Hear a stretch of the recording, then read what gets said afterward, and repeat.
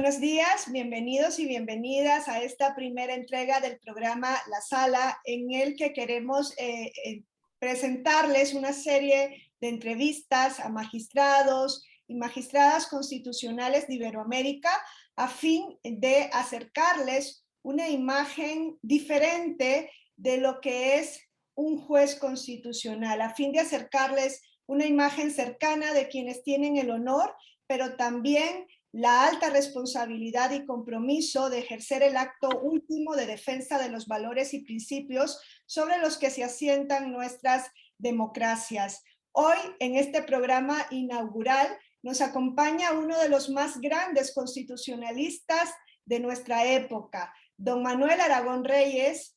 Como vemos, iniciamos por la puerta grande y es un orgullo para el Tribunal Electoral del Poder Judicial de la Federación poder hacerlo con tan prestigioso jurista que ejerció la más alta magistratura en el Tribunal Constitucional Español. Con él iniciaremos esta andadura a fin de presentar la parte humana de la figura judicial. A través de sus experiencias y de sus vivencias, queremos conocer mejor lo que implica ser un juez o magistrado constitucional. Bienvenido, Manuel. Muchas gracias por tu generosidad al aceptar la invitación para participar en este programa. Si me lo permites, antes de iniciar esta conversación, quisiera presentar tu reseña curricular. Manuel Aragón Reyes es doctor en Derecho por la Universidad Complutense de Madrid, catedrático de Derecho Constitucional de la Universidad Autónoma de Madrid desde 1987 hasta la actualidad. A lo largo de su trayectoria también ha sido profesor en diversas universidades en Europa y en América Latina. Fue profesor del rey Felipe de España cuando éste realizó sus estudios de Derecho precisamente en la Universidad Autónoma de Madrid. El doctor Aragón ha ocupado diversos cargos institucionales, científicos y profesionales. Entre ellos, fue director del Centro de Estudios Políticos y Constitucionales, vocal de la Junta Electoral de Castilla y León, presidente del Consejo Económico y Social de la Comunidad de Madrid, decano de la Facultad de Derecho de la Universidad Autónoma de Madrid y magistrado del Tribunal Constitucional Español en el periodo comprendido entre 2004 y 2013. Actualmente es magistrado emérito de dicha institución. Es miembro fundador de la Asociación de Constitucionalistas de España, académico de la Real Academia de Ciencias, Bellas Letras y Nobles Artes de Córdoba y académico de honor de la Real Academia Sevillana de Legislación y Jurisprudencia. Entre sus reconocimientos destacan la Medalla de la Orden del Mérito Constitucional y la Gran Cruz de la Orden de San Raimundo de Peñafort. Cuenta con 14 libros publicados y ha colaborado con diversas autoras y autores en más de un centenar de libros colectivos. Cabe destacar que además ha realizado una ingente participación en revistas científicas y ha participado en la elaboración de enciclopedias jurídicas, epílogos, prólogos y dirección de obras colectivas. Ha sido director de tesis doctoral de juristas de alto prestigio, por nombrar algunos, del doctor José Ramón Cosío, del doctor Fernando Rey Martínez, de la doctora Ana Laura Magaloni, del doctor Edgar Corso Sosa, de la doctora María Ángeles Ahumada. Le unen muchísimos lazos con México, entre ellos es doctor honoris causa de la Universidad Juárez de Tabasco y podríamos agregar, ¿no?, numerosos lazos de amistad que tiene con este país. Bienvenido, Manuel, nuevamente. Gracias por estar hoy, aunque sea de manera virtual, ¿no?, en México y en el Tribunal Electoral del Poder Judicial de la Federación. Es un honor tenerte aquí con nosotros. Yo soy el agradecido por estar con vosotros. Ya has dicho, Wendy, cómo mi relación con México y con muchos de sus profesores se remonta a 40, 50 años atrás y se mantiene hasta hoy. y muy especialmente con el Tribunal Electoral. He estado muchas veces allí, he participado en reuniones, en conferencias, es decir, soy casi mexicano. Así es que Casi tabasqueño y sí, casi mexicano. sí, sí. Encantado de verdad de colaborar con esta iniciativa que me parece estupenda y por la que yo felicito a quienes la habéis puesto en marcha. Así es que estoy dispuesto a contaros lo que queráis saber de mi persona o de mi función jurisdiccional o etcétera. Por tanto, encantado. Muchas gracias, Manuel. Pues cuéntanos, ¿cuál fue tu primer pensamiento, el primer pensamiento que tuviste cuando te nombraron como magistrado del Tribunal Constitucional? ¿Habías pensado alguna vez ocupar esta alta magistratura en tu país? Pues bueno, estuve a punto de llegar al Tribunal Constitucional ya bastantes años antes, pero por determinadas cuestiones, pues el asunto no salió. Pero, en fin, cuando llegué en 2004, cuando el presidente del gobierno, porque yo fui designado por el cupo de los dos magistrados del gobierno, presidente del gobierno entonces, el señor Zapatero, pues me llamó y quería que fuese al tribunal. Le pedí 24 horas para pensarlo, pero al final le dije que sí, porque suponía para mí un gran honor y un poco introducirme en algo de lo que yo venía tratando desde los años finales de los años 70. Yo he dedicado una gran parte de mi profesión intelectual a la justicia constitucional. Yo participé en la elaboración de la ley orgánica del Tribunal Constitucional. He estado muy cercano al tribunal desde el principio. Su primer presidente, García Pelayo, era un gran amigo mío. Ahí estaba el profesor Rubio, mi maestro, Tomás y Valiente. Es decir, tenía una relación incluso sentimental con el Tribunal Constitucional. Y para un constitucionalista, llegar a formar parte de esta institución es posiblemente lo más importante que le puede suceder, ya que puede aplicar todos sus conocimientos, si los tiene. En mi caso creo que sí los tenía. Y entonces a eso que es fundamental, que es velar por la aplicación y la garantía de la Constitución. Así es que entré con muy buen ánimo en el tribunal y después de salir en 2013 no tengo más que buenos recuerdos de aquella institución. Atravesamos momentos difíciles, como es sabido en cualquier institución de este calibre, pero el balance para mí fue enteramente positivo. Con relación a lo que mencionas, que llegas por la cuota del gobierno, ¿No? pues la Constitución española establece que el Tribunal Constitucional está integrado por 12 miembros y establece que en su nombramiento participan la Cámara de Diputados, que sería aquí no el Congreso de los Diputados, el Senado, el Gobierno y el Consejo General del Poder Exactamente. Judicial. En México esto ha generado mucha discusión con relación a que las ministras, los ministros de la Suprema Corte de Justicia son electos a propuesta de ternas presentadas por quien ejerza la presidencia de la República y le elige el Senado. Y en relación también a las magistradas y magistrados del Tribunal Electoral del Poder Judicial de la Federación, porque son propuestos por la Suprema Corte, pero los elige también el Senado. Entonces se ha criticado, ¿no?, que en la composición de estas dos altas magistraturas que ejercen funciones de control constitucional participe un órgano de poder político, ¿no? ¿Consideras que puede existir una vía más óptima que esta para la elección de las y los jueces constitucionales? ¿Qué opinarías de una elección popular que se ha hablado aquí mucho en México, ¿no?, de las juezas y de los jueces constitucionales? Sí, comencemos por lo último.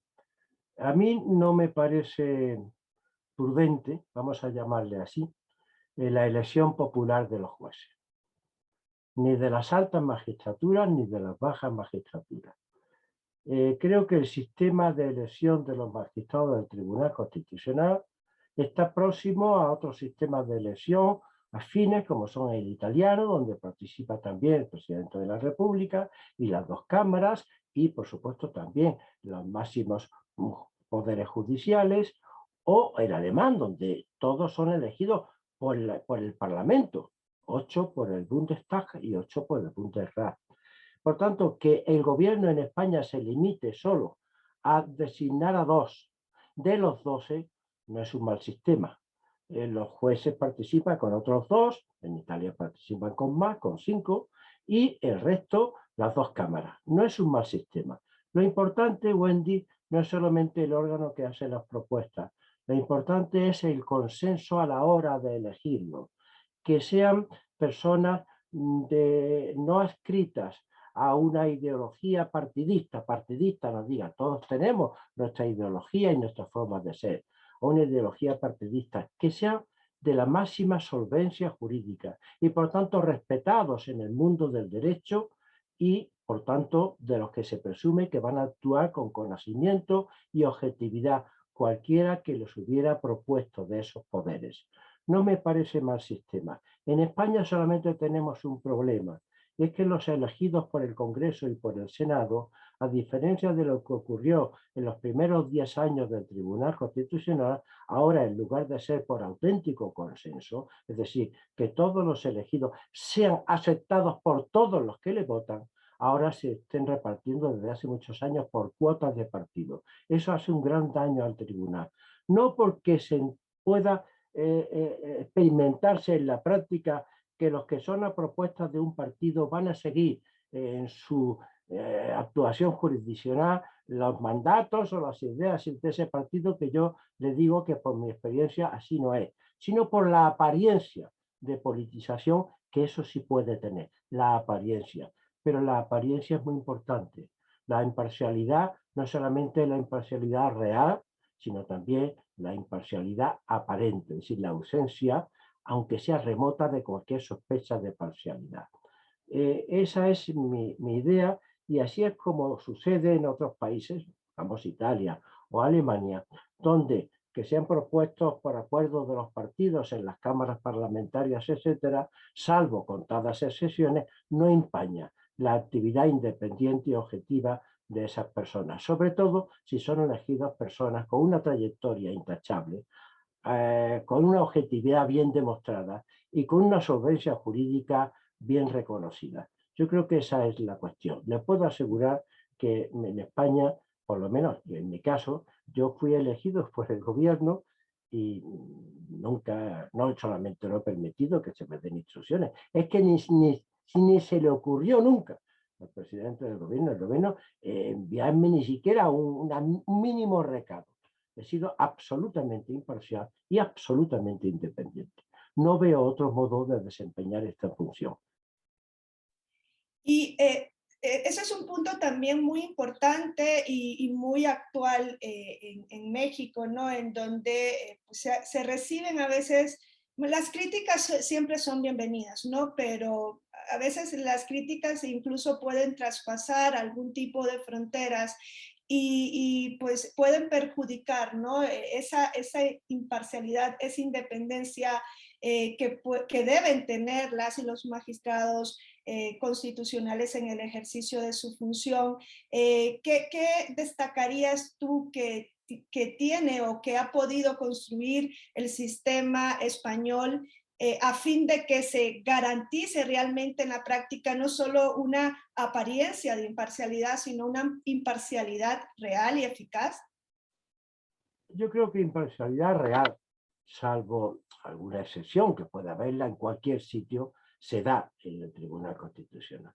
La apariencia es lo que me preocupaba. Y por eso yo creo que hay que volver al sistema, a la práctica de los primeros 10 años del Tribunal Constitucional.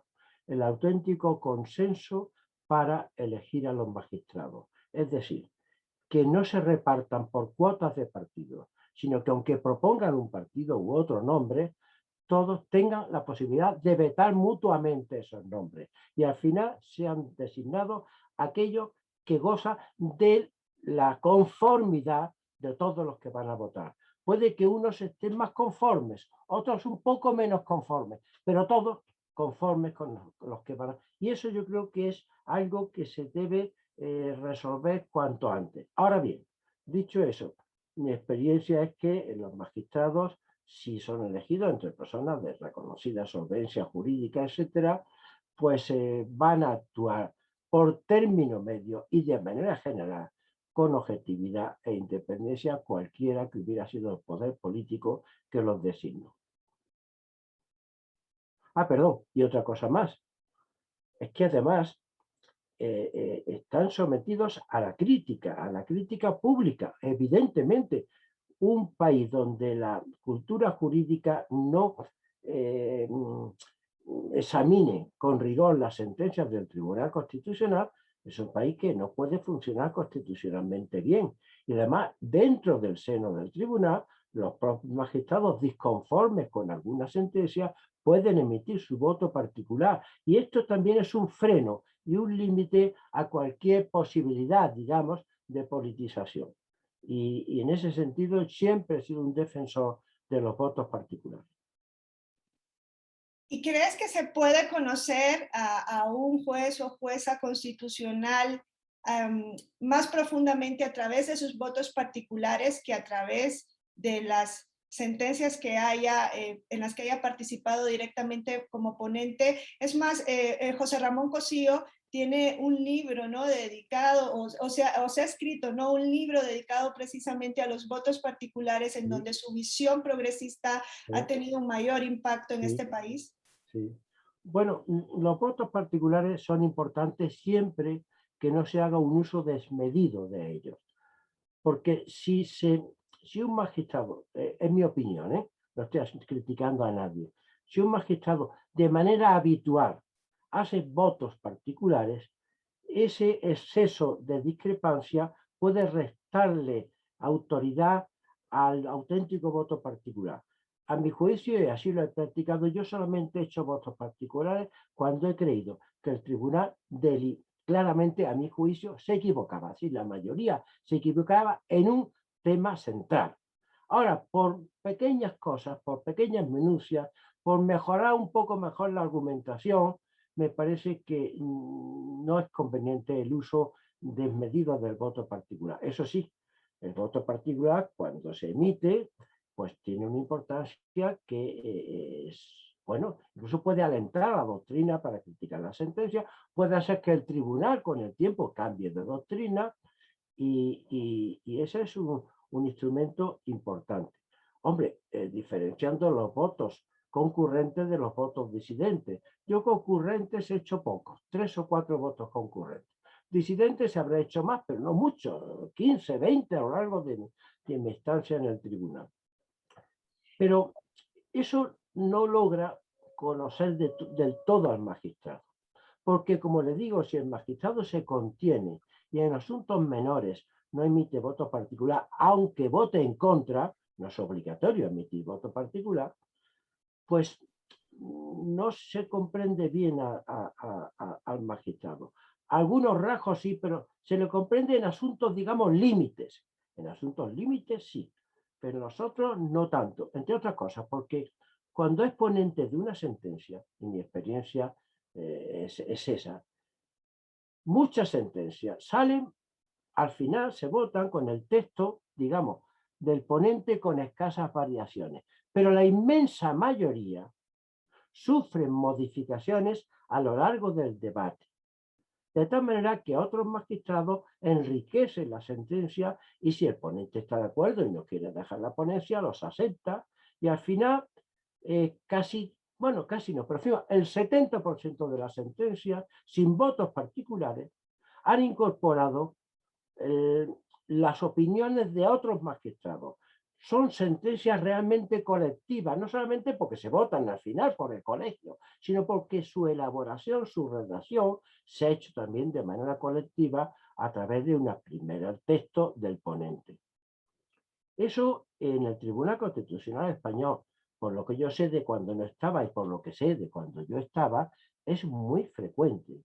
Las deliberaciones son muy intensas y la verdad es que eso enriquece mucho al tribunal. Y hay otra característica del Tribunal Constitucional Español y de otros tribunales, no solamente del Tribunal Constitucional Español, pero me refiero al español, que es importantísima y que se fijó así esa característica desde el comienzo de la vida del tribunal.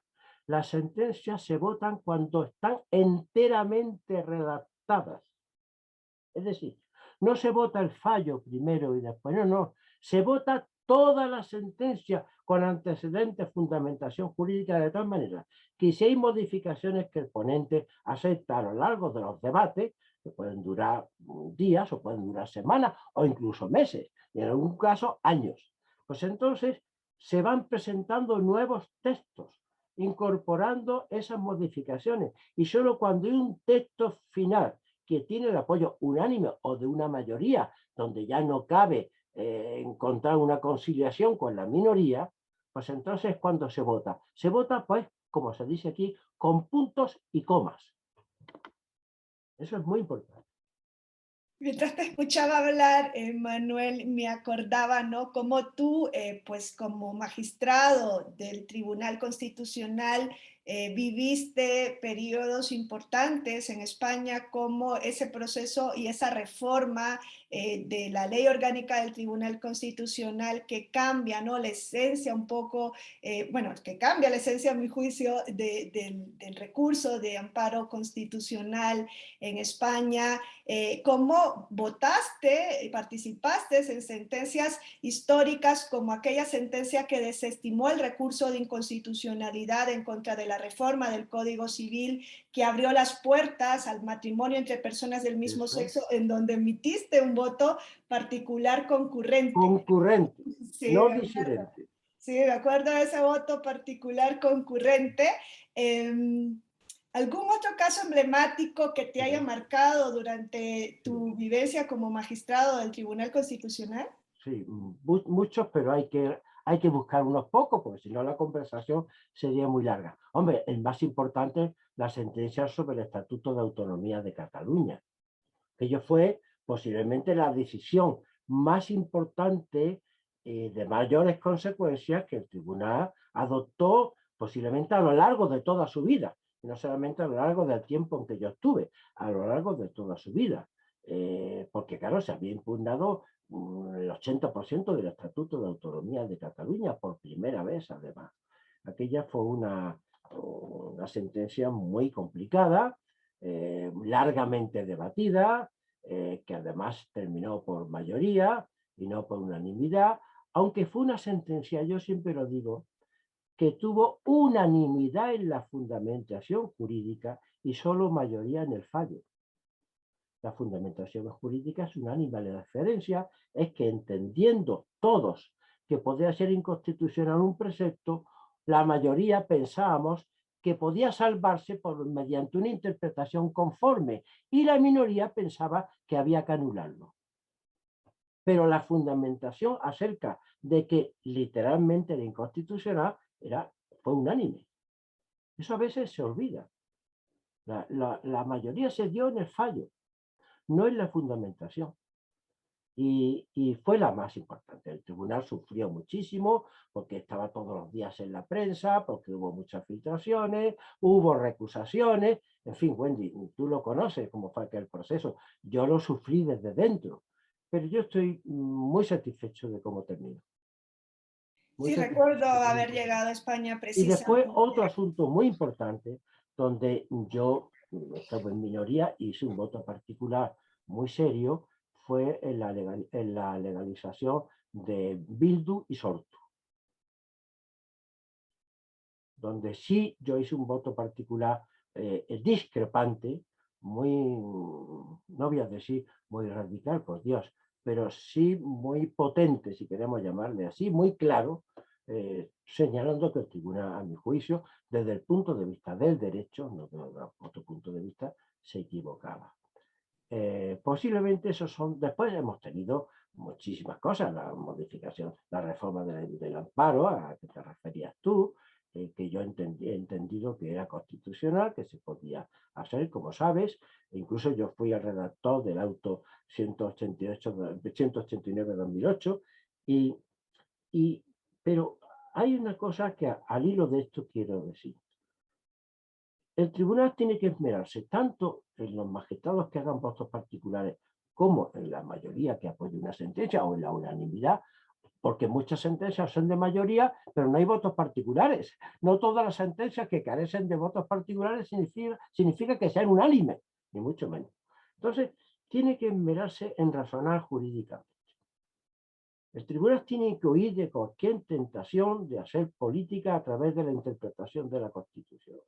Ya sé que la interpretación de la Constitución es un poco distinta de la interpretación de la ley, es más creadora, pero tiene que realizarse de manera objetiva, a través de las categorías del derecho, sin sustituir al poder constituyente, que para eso está la reforma de la Constitución, y sin sustituir al poder legislativo, que para eso está el Parlamento. El tribunal puede anular las decisiones del Poder Legislativo. Lo que no puede es actuar de legislador positivo sustituyendo al Poder Legislativo.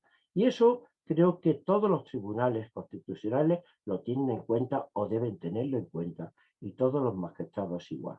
Yo recuerdo los amplísimos debates en el Pleno con mis compañeros, que eran debates jurídicamente razonados, seriamente razonado. Wendy, a mí me llevaba más tiempo estudiarme los proyectos de sentencias de los demás magistrados que preparar las mías, porque había que bombardear después en el pleno, pues las ponencias, bombardear si lo merecían el bombardeo de los demás.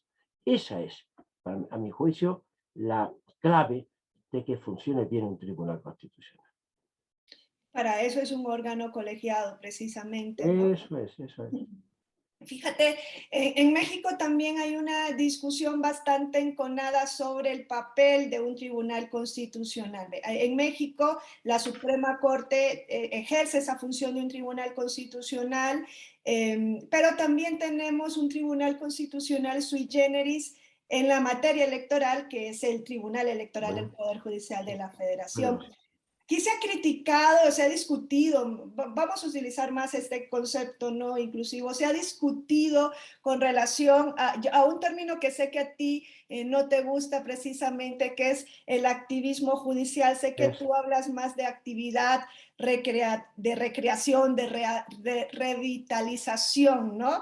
De innovación de la Constitución, más que de ese activismo. Aquí se utiliza el término activismo judicial para referirnos a algunas decisiones. Principalmente me voy a circunscribir al ámbito del Tribunal Electoral del Poder Judicial de la Federación. En muchos casos de inclusión, de justicia electoral inclusiva, cuando el legislador ha tenido una inactividad, no ha regulado una cuestión, el Tribunal Electoral ha entrado precisamente a regularlo a través de sus sentencias. Y un caso, fíjate, reciente que me puede servir de parámetro es la violencia política contra la mujer por razón de género. No había una sanción electoral en la normativa y el tribunal le llegaban muchos casos y tenía que aplicar una sanción. O sea, se vio en esa tesitura, ¿no? Y decidió por aplicar una sanción interpretando la Constitución, interpretando una parte del artículo 34 que sé que tú también te has pronunciado sobre ello, el modo honesto de vivir. No, Wendy, cuando yo tantas veces, tú lo sabes, he criticado el activismo judicial, me refiero a una actitud, vamos a decir, común o constante de sustituir al legislador. Eso no debe hacerlo un tribunal. Y un tribunal constitucional no está para eso. Ahora bien, yo no critico el activismo judicial excepcional, es decir, aquellas sentencias que, salvando una omisión absolutamente inconstitucional del legislador, en España se dieron varias, por ejemplo, aquella relativa a las escuchas telefónicas, que estaban sin regular en la ley de enjuiciamiento criminal, y el tribunal dictó una especie de normas en la sentencia, mejor de normas de garantía, que no estando previstas en la ley de enjuiciamiento, tenían que practicarse. En esos supuestos donde hay una gravísima lesión de un derecho fundamental, pensemos en los de las mujeres, en la igualdad, etcétera, que son las sentencias por omisión más. En España se dieron varias respecto de la igualdad entre hombre y mujer, respecto de las pensiones, respecto de la declaración de la renta. En esos casos, yo no soy crítico de si queremos llamarle a eso activismo judicial. Podemos llamarle un activismo judicial excepcional, pero que tiene su razón de ser. en que es tan alto el valor que hay que defender, derechos fundamentales, no discriminación, igualdad, que el tribunal no puede limitarse a llamar al legislador para que lo remedie, que es otra fórmula, de las sentencias por el futuro, las sentencias que tiene llamadas el legislador, sino que debe ya actuar supliendo. Pero son casos muy raros, muy excepcionales y que no pueden convertirse nunca en ordinarios o generales.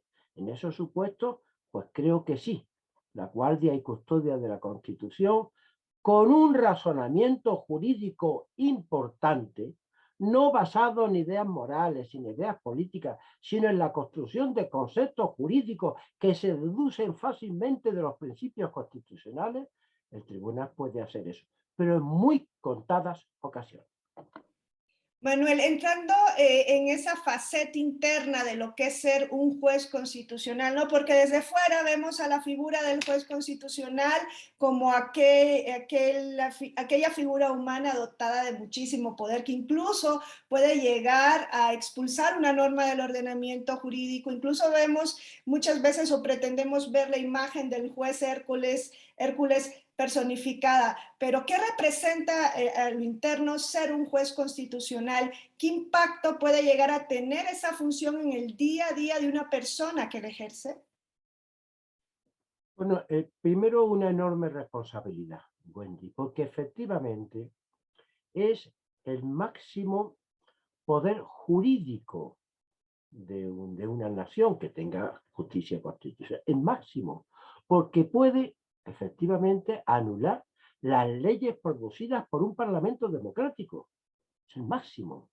Puede interpretar la Constitución para darle viveza, aunque no debe nunca reformarla a través de una interpretación. Para eso está la reforma y ahí tiene que tener mucho cuidado. Por tanto, la responsabilidad es enorme, muy grande, porque es un grandísimo poder y hay que usarlo con dos condiciones: con objetividad, es decir, e independencia, es decir, sometido solo a un razonamiento jurídico riguroso que pueda ser compartido o criticado, pero en términos jurídicos, y la otra con prudencia. Me dirá, prudencia, pero eso no es político. No, no, no, no, no. Jurisprudencia, ¿verdad? Jurisprudencia.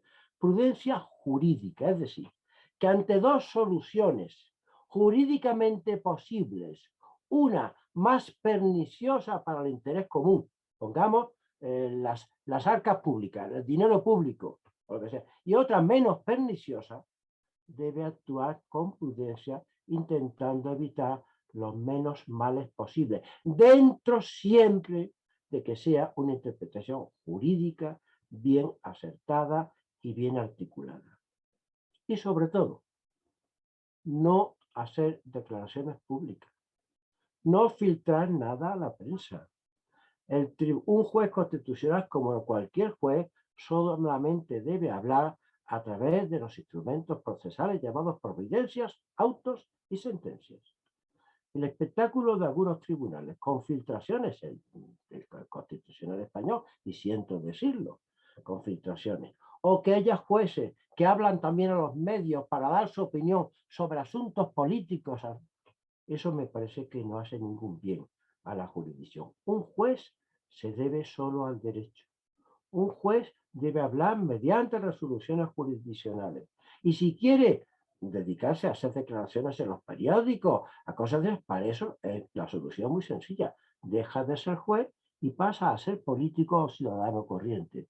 Porque el juez no es un ciudadano como otro cualquiera.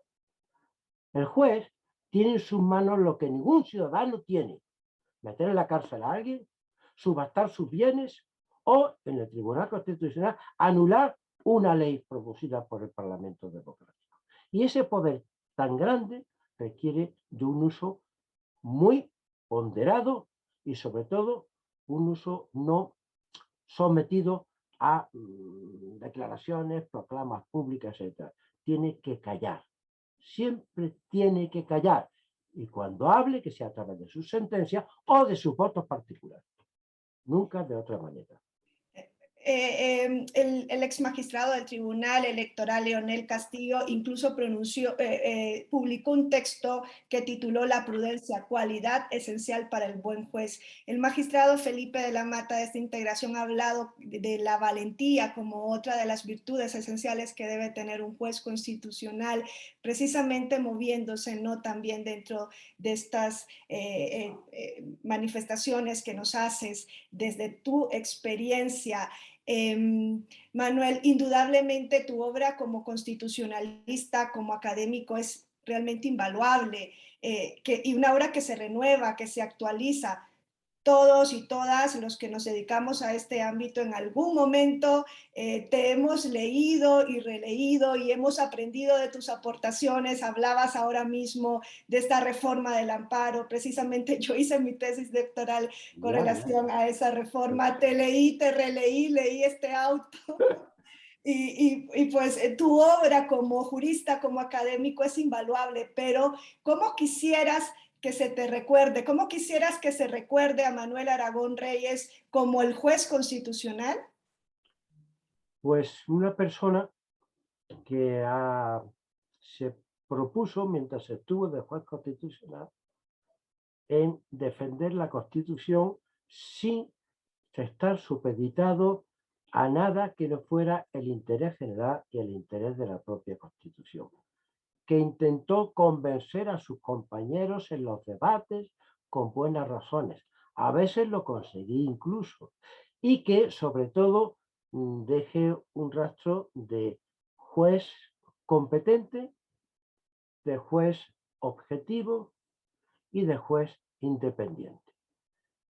Y nada más, y que después, cuando termina su tarea, vuelva a dar sus clases en la universidad y a seguir con su función, porque yo lo que he sido siempre, Wendy, salvo los 9 años que estuve en el tribunal, he sido siempre y sigo siendo siempre, es profesor universitario, profesor del Derecho Constitucional. Esa es mi vocación.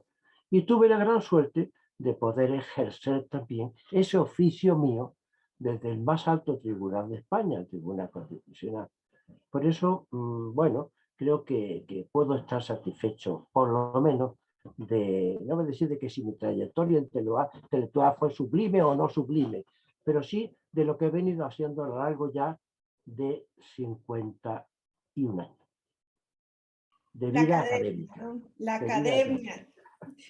La academia que le imprime otro carácter, ¿no?, sí. en la formación de un órgano tan emblemático, tan importante como es el Tribunal Constitucional. En eso en España incluso la Constitución señala que los miembros del tribunal pueden ser electos, ¿no?, de la academia, porque creo que el constituyente en eso Sí, tuvo la sí, visión del impacto que se podía tener desde la academia en la función así es, jurisdiccional, así ¿no? es, así es. Muchísimas gracias, Manolo. Nada. Manuel, bueno, ya Manolo, Sí, mujer, como tú sueles, nos conocemos mucho. llamar. Muchísimas gracias. Tu experiencia, tu visión, esas buenas razones, tus consejos, esa función, esa academia hecha vida a través de Manuel Reyes Aragón, desde luego, es un parámetro para todos y todas aquellas que están formándose ahorita para ser juez o jueza constitucional, que tienen ese objetivo marcado o que precisamente si no se quieren dedicar, ¿no?, a la vida de la academia, esa academia tan sublime que nos da tanto en nuestra vida. Muchas gracias, Manolo, por haber compartido estos minutos en este espacio. Desde luego abrimos por la puerta, entramos por la puerta grande contigo. Estamos muy agradecidos, muy orgullosos de haberte tenido y esperamos contar contigo para próximos eventos de este Tribunal Electoral, de esta Escuela Judicial Electoral del Tribunal Electoral del Poder Judicial de la Para Federación. todo lo que queráis. Y yo animo a aquellos que quieran dedicarse a ser jueces a que lo hagan. Es una profesión extraordinaria.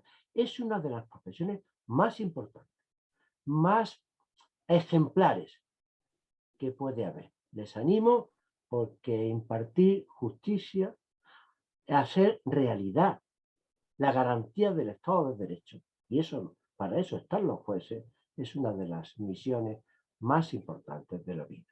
Así que les animo a todos y aquí me tenéis dispuestos a colaborar con vosotros cada vez que queráis. Wendy. Muchas gracias, ya lo ha dicho Manuel Aragón Reyes. Nada más se puede decir. Muchas gracias, Manolo, y pues te esperamos en próximos eventos. Recuerdo. Con esto concluimos y te agradecemos nuevamente y pues estamos, ya ves, muy contentos de haberte tenido aquí en este espacio. Gracias.